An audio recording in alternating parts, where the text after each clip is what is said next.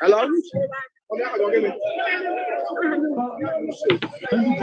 I know what Imo State n'ugwu taa ebe ndị mmadụ na-eme ngagharị iwe maka a na-akọwa na gọọmenti ọdịwola na ha ka anyị gee ha ntị maka ihe a na-ekwu onye nta akụkọ nọkwa ebe a ga-agwa ihe ọ kwụrụ ebe ahụ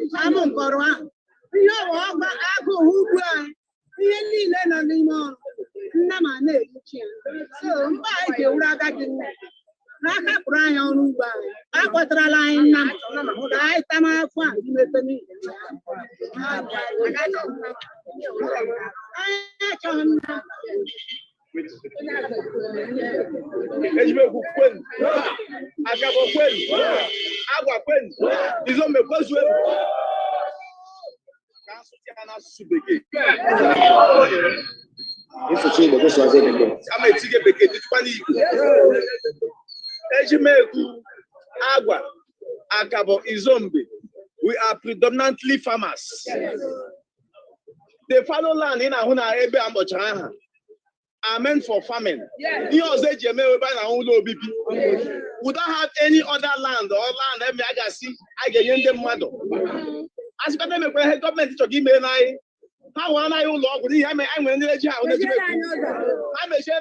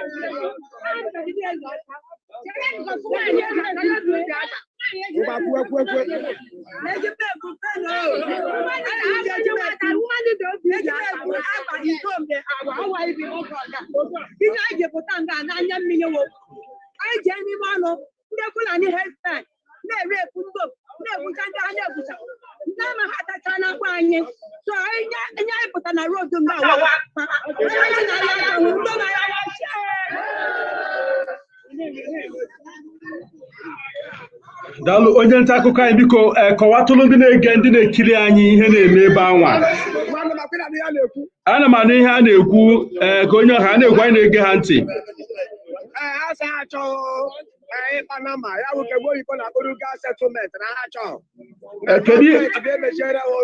gọọmenti ọsị na ọ ga-enye ha ruga settlement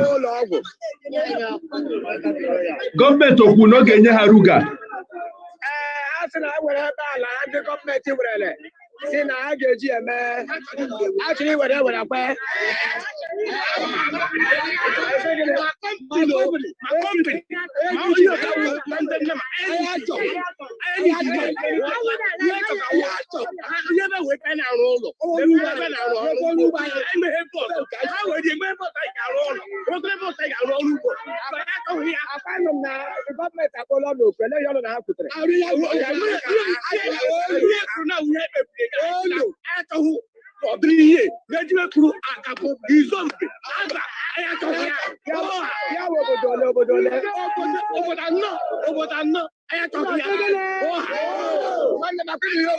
ana m ihe okwu kedu onye na-ekwulu ha ka ọ gwa anyị okwu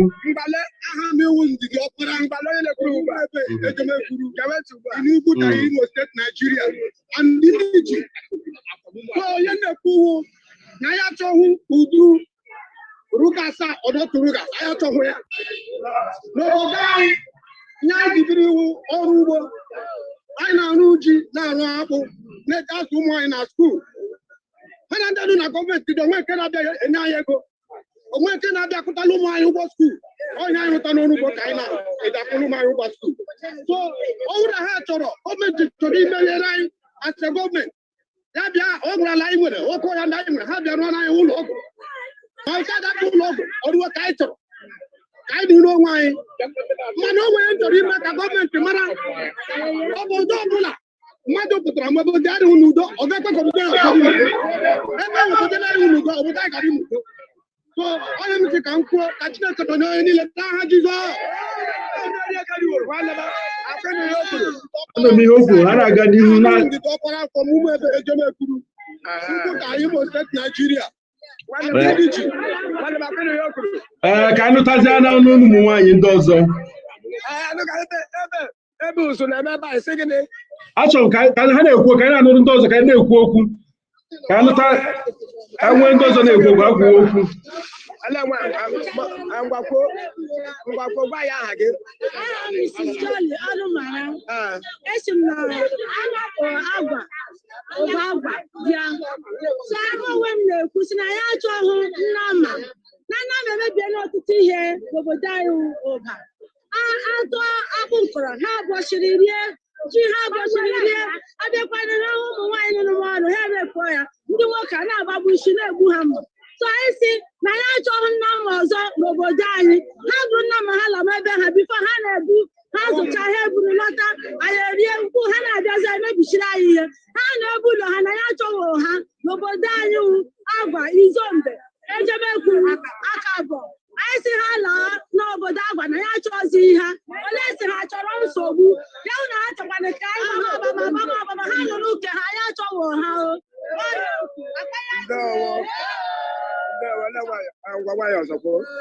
aha m ebe Kọnsilia Ọhamara anyị na-ekpebi Agba Izombe Ejemekwu Akabọ Awa anyị achọghị ihe banyere Nnama ọzọ enweghị ofe ọzọ anyị nwere na-awụghị ọrụ ugbo ọ ga anyị na-echiri anyị rụcha ya Nnama ejierichi anya agụ egbu anyị n'ihi nke a anyị achọghị Nnama abebe ọhịa anyị. Ndewo enwere onye ọzọ nwaanyị ọzọ chịrị kwu mma ngwakwuo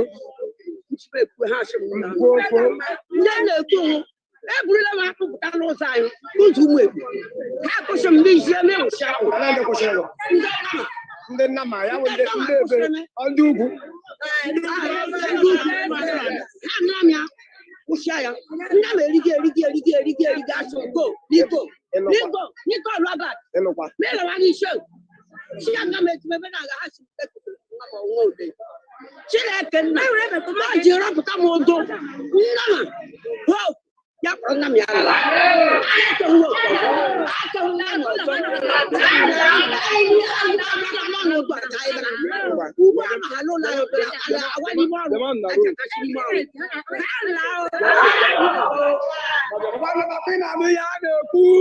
Ana m ihe ha kwuo kedu mgbe ha bido chịwa ehi n'ebe anwa kedu mgbe a na-achịgbu ehi ebe anwa mbụ mba ha na-akọwasị njegharị iwe ahụ ha sị na-enweme ala ha gọọmenti wepụtara a ga-enyezi ndị ugwu na Panama ha sị ha chọzi mana ha na-akọwa na ndị ugwu na-anụ n'obodo ha na Panama agafe n'ụzọ na-eri ihe ha kọrọ n'ubi na-eri ihe ugwu ibe ha na-akwasị ụmụ nwaanyị iko n'ike na-egbu ndị dị ha na-emekwa ha ka ha ghọọ ndị mba ọzọ n'obodo ha na-ekwuzi na mkparịta ụka ha na ndị na-achị Imo nwere nke mere n'isi ụlọ ọrụ osote aka na-achị Imo steeti bụ prọfesọ Placid Njoku na ha gwara osote aka na-achị Imo bụ ọkammụta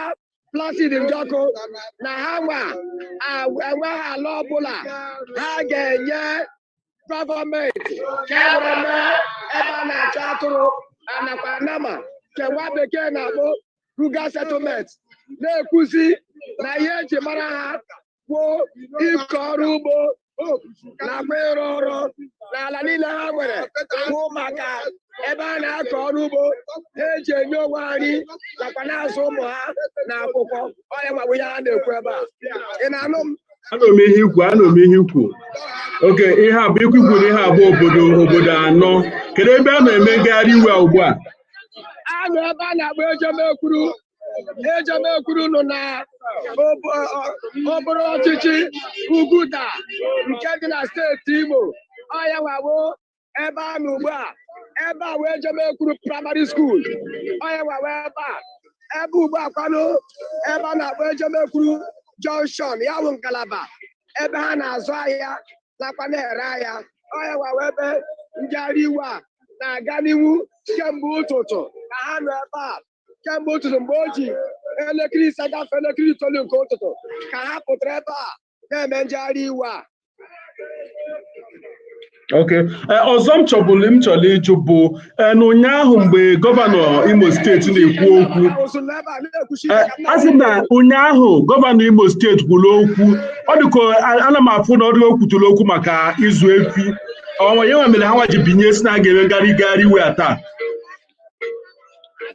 nwanne m nke bụ eziokwu alụcha m ikwu ga-ekwuchi ike ọzọ asị m gọvanọ Imo o nwere ihe ọ bụla okwu maka ịzụ ehi na okwu o kwuru ụnyaahụ mba gọvanọ Imo ekwughị okwu mgbe o kwuru okwu maka mgbe e mere emume nnwere onwe Naijiria ụnyaahụ na Eurosphere nke anyị nọkwa ebe ahụ ebe mgbe o kwuru okwu maka ịzụ enyi ma ọkwa n'ịzụ nnama na obodo Imo ihe o kwuru okwu maka ọrịa COVID-19 nakwa mgbakọ a na-agbakpọ ụlọ ọrụ ndị uwe ojii nakwa ụlọ ọrụ ndị nchekwa n'Imo nakwa na etu o si kwuo na osote aka na-achị Naijiria bụ ọkammụta Yemi Osibanjo ga-abịa steeti Imo ma ọnwa abụọ abalị 15 nakwa atụmatụ niile ọ na-eme iji kwụsị mwakpo na steeti Imo onye nwawa ihe ndị okwu maka ife enyi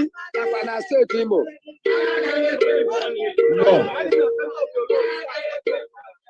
maazị na ihe anụ m ihe ikwu ana ama n'ihe ị na-ekwu ebe a ụsụ n'ebe a ana m anụ ihe ị na-ekwu na-aga n'ihu ugbu a na abịla ahụ n'ochiri ụzọ enwezi ụgbọala a ga-ekwepapụ ụgbọala ekwe arụzi n'okporo ụzọ ugbu a ha chọrọ iji gosi iwe ha na gọọmenti chịrị iwere ala ha were nye ndị ugwu ka e were nsogbu ehi nakwa ihe ndị ọzọ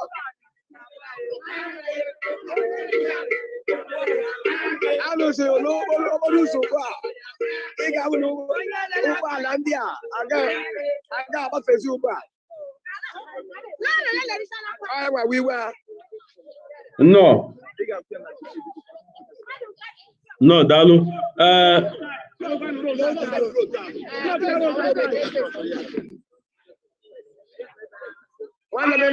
ana m anụ ihe ị na-ekwu. Anụsịrị n'okporo ụzọ ugbu a. Anyị na-apụ ha. Ị chọrọ ikwu okwu? Ngwale enwere otu nwoke ebe a wụ ndị di ya chọrọ ikwu okwu ma nna ekwu ngwa gwa onye bụ gị kọwaa. I am Mr. Roya Ijeoma, and the teacher of Ejemekuru. Ya sụọ Igbo. Ngwa ị ga-asụtara ya Igbo n'otu nkeji ma gị kụzie n'oyibo. Sụọ Igbo n'otu nkeji. Awụ nwa afọ Ejemekuru. Aha Roya Ijeoma. Ngwa kọwara anyị ka ihe na-eme ebe a. Ndewo. Taa ihe mege ehi awụ Ejemekuru Akabo Izombe Agwa. The community is making up Ọma. Aisha onye anyị hụrụ ụmụ nwaanyị anyị. Aisha na anyị enweghị ala a ga-ere ere. Anyị nwekwa na ala a ga-enye ndị ga-akpụ echi ma nna ma ebe. Anyị nweghị ala a ga-enye ndị ruga. Ndị ụlọ anyị wụ farmers, rural farmers. Ala ntakịrị anyị nwere ọnwụ ya ka ụmụ nwaanyị a na-akọ akpụ na-eji enye ụmụ ha nri. So anyị enweghị ala anyị ga-enye gọọmenti ma any person for rural. Kọwara anyị nnọkọ ahụ ọnụ na ndị gọọmenti nọkọrọ ụbọchị ole gara aga. Kọwara anyị ka ọnọdụ ahụ si gaa. Ndewo my brother. Mgbe a kpọrọ ndị Ejemekuru, ha jere ide ya. Ha ekwuo sị na ha enweghị ala na ndị obodo jụrụ ajụ. Before ha Ejemekuru to the government, ha emere meeting mgbe abụọ na Ejemekuru ya. Mechaa ya ndị obodo kwekọrịta sị na ha enweghị ala ha ga-ere ere. So at the end of the meeting, I resolved that enweghị ala enwere between Ejemekuru, Akabo, Izombe na Agba will for sale or for any other project, more especially Ruga. Ndị ụlọ anyị achọrọ. Gọọmenti kwuru ndị ọchịchị gọọmenti kwuru na ọ wụ Ruga ka eji eme. Ihe ha gwara anyị wụ na ọ wụ agric project ebe a ga-azụ nnama a na-apata mmiri ara nnama. Ndị ụlọ anyị esi oke ebe ihe awụ agric project ma ndị ụlọ anyị rural farmers. Akpụ ahụ ndị ụlọ anyị na-agba ọ ya ka ha na-eji azụ ụmụ ha. So n'ọ ka anyị ji aka chi gọọmenti ha were that project were ebe ọzọ ndị nwere ala anyị enweghị ala. Ala ha sị gị kweleta ala ahụ. Ala chọrọ Ndewo. Ala Ejemekuru, Akabo, Izombe, Agwa ọwụ ụmụnne nọkọtara ọnụ. So ala would only farmland ndị ụlọ anyị nwere ike ịkọ akpụ. Ọ kwere ebe nwere ike inye ụmụ anyị ala obi. Ala ya oburu ibu. Anyị enweghị ala. Oruru otu narị, oruru 100. O nwere ike iru otu ahụ. Mana anyị enweghị ala anyị nwere ike inye ndị ọzọ. Because ozubela anyị.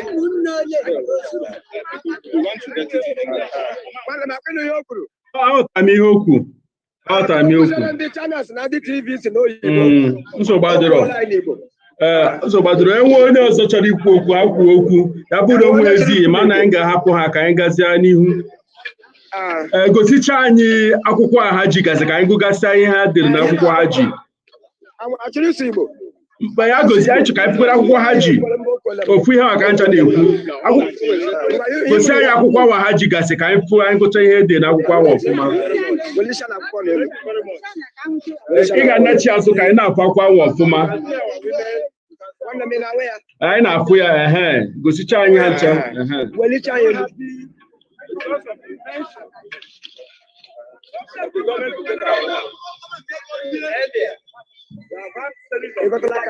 Afụgo m ya.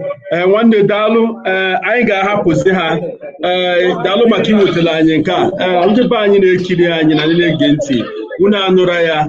Anyị gara na Ugwuta ebe ndị obodo pụta kwuo na atụmatụ gọọmenti na-ewetara ha atụmatụ a ga-eji were zụba efi mepụtawa ala efi na ha achọghị ya chaa maka na dịka ha si akọwa enweghị ala maka ya.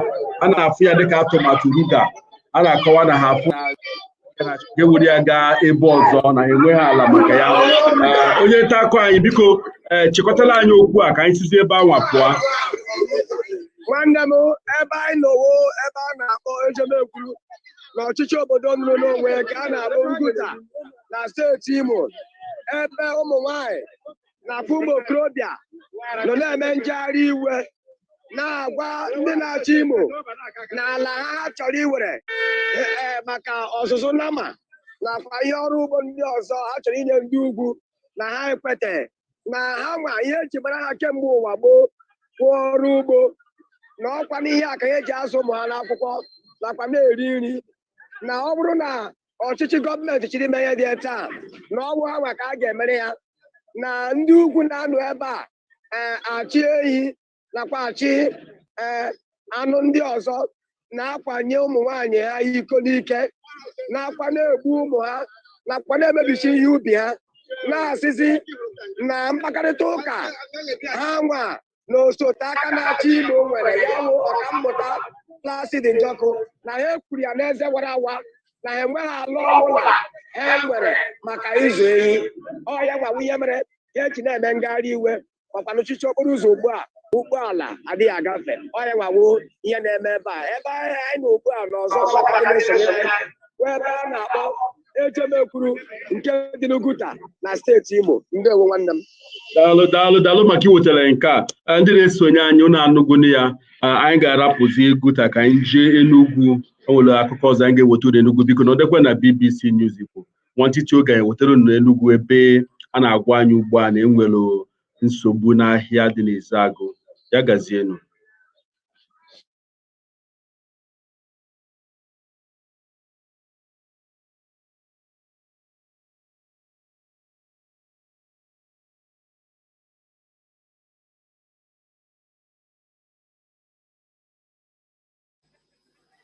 Awolowo was to become the president of this country. Abiola stopped him. Awolowo pointed hand and said, when it is your own time, you will come down. Saraki betrayed his own father for power. His father pointed hand.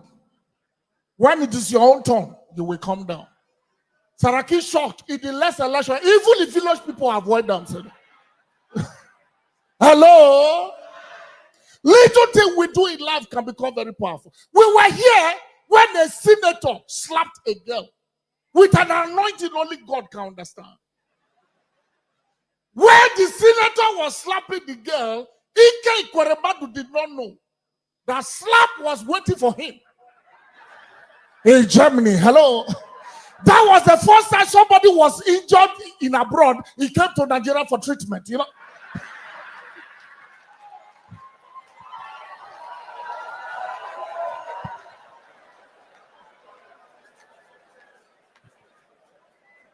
Hallelujah. The prayer that Daddy prayed for us work anytime. 25th of August, I was on my way to Ghana when a contrary announcement happened on our plane. Some of you who travel by Gofure, you have no understanding. As soon as that plane takes off, the rest is to whom it may concern. Hello? Aeroplane is the holiest place in the world. Then let me talk about immorality there. If you just say, I see one woman, I will land first, bro.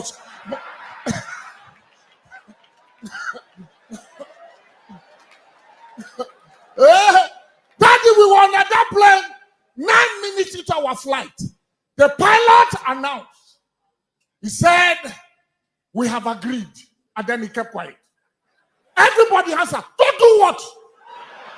And he said, we are going back to Lagos. Why? He said there was a fault on the plane. Instantly, the earth was without form and void. Darkness upon the face of the deep. Hello? Everybody, we behave like we got a Holy Communion. See? If you see gentility.